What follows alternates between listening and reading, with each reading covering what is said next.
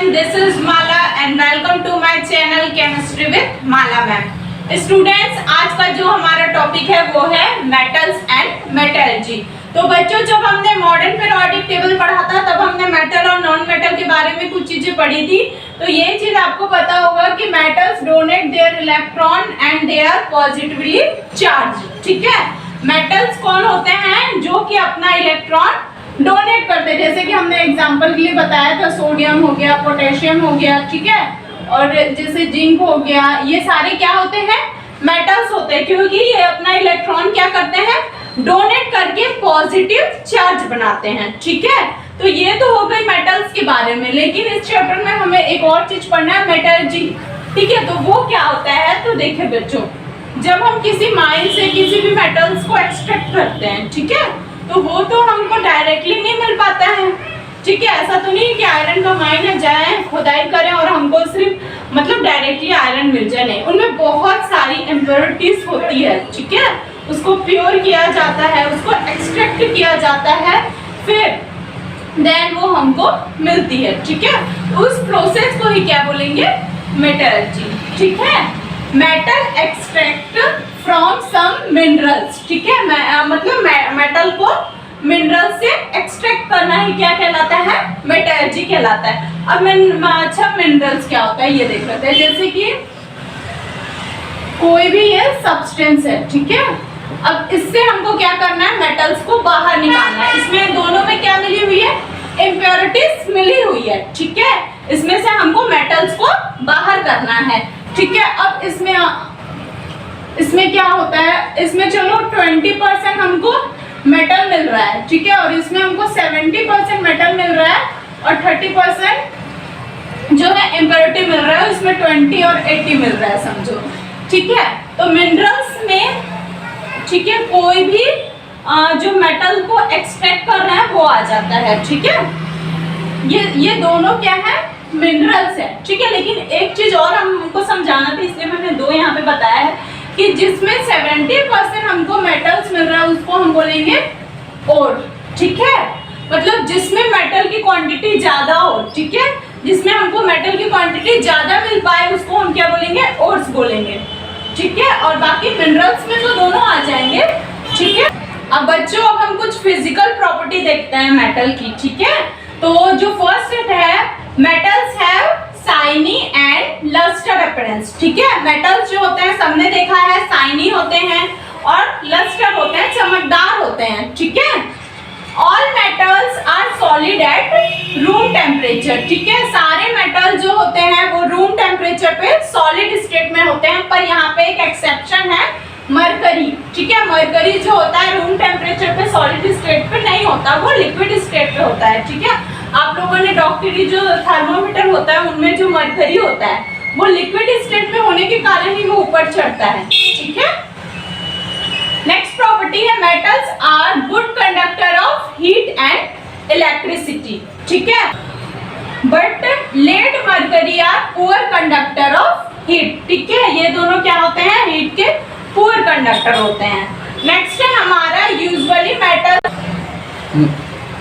Metals are hard but sodium और potassium are comparatively soft. ठीक है, सोडियम, सारे मेटल्स हार्ड होते हैं, पर जो सोडियम और पोटेशियम होता है वो इसके कंपेयर में सॉफ्ट होता है। तो ये सारी फिजिकल प्रॉपर्टी है। ओके, अब हम केमिकल प्रॉपर्टी देखते हैं। बच्चों, फिजिकल प्रॉपर्टी में हमने देखा था कि जो मेटल्स जो होते हैं उनमें बहुत सारी सिमिलरिटीज तो होती है, पर बहुत सारे डिफरेंस भी होते हैं, मतलब सारे एलिमेंट्स की प्रॉपर्टी में कुछ ना कुछ सिमिलरिटी के साथ साथ डिफरेंस भी होते हैं। इनका वर्क हम केमिकल प्रॉपर्टी के बेस। बच्चों, क्लास 9th में आप लोगों ने एक डिस्प्लेसमेंट रिएक्शन देखा था। ओके, तो उनमें हमने क्या देखा था, ये जो कॉपर सल्फेट के सॉल्यूशन में हम जिंक ऐड करते हैं, जिंक सल्फेट फॉर्म होता है। ठीक है, और कॉपर जो है वो अलग हो जाता है। लेकिन अगर हम जिंक सल्फेट के सॉल्यूशन में कॉपर ऐड करते हैं तो वही कोई रिएक्शन नहीं होता। ओके, तो ऐसा क्यों होता है, तो बच्चों ऐसा इनकी रिएक्टिविटी सीरीज के कारण होता है। ठीक है, क्योंकि सब सारे मेटल्स की रिएक्टिविटी इक्वल नहीं होती है। ठीक है, तो जिनकी ज्यादा होती है वो डिस्प्लेस करने की कैपेसिटी रखते हैं और डिस्प्लेस करते हैं। ठीक है, तो यहाँ से फर्स्ट आप जो है रिएक्टिविटी सीरीज देख लीजिए। जो सबसे टॉप मोस्ट में है वो है हमारा लिथियम है। ठीक है, then potassium, sodium, calcium, magnesium, aluminium, zinc, chromium, iron, lead, hydrogen, copper, mercury, gold silver, gold and platinum. ठीक है, ये सारे हैं रिएक्टिविटी सीरीज। ठीक है, वो डिक्रीजिंग ऑर्डर में है। जो ऊपर है वो सबसे ज्यादा रिएक्टिव है, जो नीचे है वो सबसे कम रिएक्टिव है। ठीक है, तो आइए कुछ एग्जांपल के थ्रू हम क्लियर करते हैं। ठीक है, इनके रिएक्टिविटी सीरीज को। तो फर्स्ट जो हमारा ये ए वाला जो है इसमें जो है कॉपर सल्फेट का सॉल्यूशन है। ठीक है, और हमने क्या लिया है, आयरन डस्ट लिए हुए हैं। इसमें भी कॉपर सल्फेट का सॉल्यूशन है, लेकिन हमने जिंक लिया हुआ है। इसमें जिंक सल्फेट का सॉल्यूशन है, कॉपर लिया है। इसमें जिंक सल्फेट का सॉल्यूशन है, हमने क्या लिया है, मैग्नीशियम लिया है। इसमें आयरन सल्फेट है, हमने जिंक लिया है। इसमें सोडियम क्लोराइड है, हमने जिंक लिया। अब हमको एब्जॉर्ब ये करना है कि इनमें कौन कौन सा जो है वो डिस्प्लेस्ड किए हैं एक दूसरे को। ठीक है, और कौन नहीं किए हैं, ये हमको देखना है। तो सबसे पहले in test tube A, iron displacing copper from copper solution. जो आयरन था वो कॉपर सल्फेट के सॉल्यूशन से कॉपर को डिस्प्लेस कर दिया। मतलब ये क्या बना लेगा, आयरन सल्फेट बना लेगा, कॉपर अलग हो जाएगा। ऐसा क्यों हुआ, तो हम देखते हैं। कॉपर जो है रिएक्टिविटी सीरीज में यहाँ पे है। ठीक है, और आयरन कहाँ पे है, यहाँ पे है। ठीक है, तो वो उससे ऊपर है। ठीक है, तो यही रीजन है कि जो कॉपर को आयरन डिस्प्लेस कर सकता है, क्योंकि वो उससे ज्यादा रिएक्टिव है। नेक्स्ट देखते हैं, in test tube B, zinc displacing copper from copper sulphate. ठीक है, जिंक ने भी डिस्प्लेस कर दिया। क्यों, क्योंकि कॉपर यहाँ पे है और जिंक यहाँ पे है। ठीक है, जिंक भी उससे रिएक्टिविटी सीरीज में ऊपर है, जिसके कारण उसने भी उसको क्या कर दिया, डिस्प्लेस कर दिया। ठीक है, अब टेस्ट ट्यूब डी की बात करते हैं। बेटा हम डी पे आ रहे हैं अभी ना।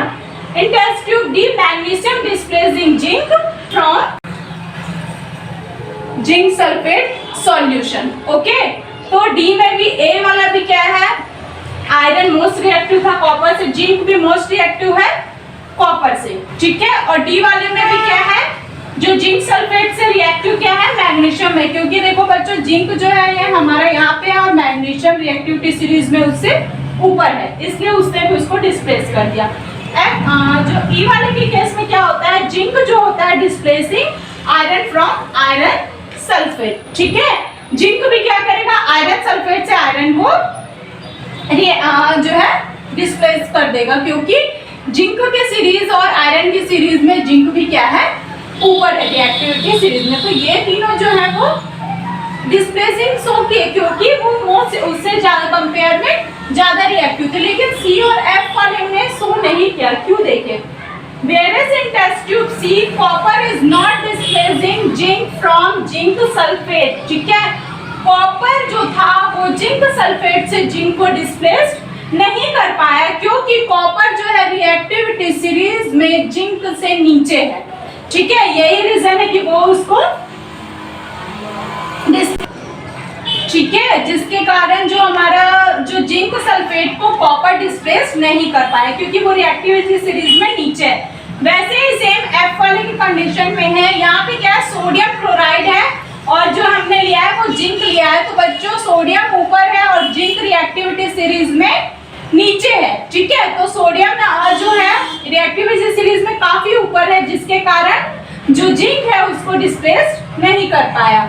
तो बच्चों आई होप कि ये सारी केमिकल प्रॉपर्टी आप लोग को क्लियर हो गई होगी। ठीक है, तो फिजिकल और केमिकल प्रॉपर्टी जो है ये इसका जो है हमारा लेक्चर यहीं पे खत्म होता है। अगर आपको वीडियो अच्छा लगा हो तो आप इसे सब्सक्राइब कर लीजिएगा मेरे चैनल को। ठीक है।